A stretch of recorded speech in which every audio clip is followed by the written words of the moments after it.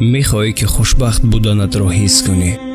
پس هر صبح پس از بیدار شدن از خواب به دمیدن نور خورشید نظر کن و دان که این روز هم یک هدیه است از درگاه خداوند برای تو.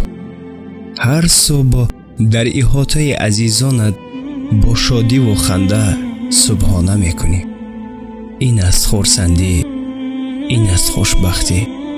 خوشبختی از این دیده زیاد نمی شود. نظر کن تمام عزیزانت صحت و سلامت با خاطر جمع اطرافت هستند. پس باید شکرانه هر روزی بودنمان کنیم و در هر یک لحظه قیمتی زندگی عزیزان را قدر کنیم. روزی نو مبارک باشد دوستان.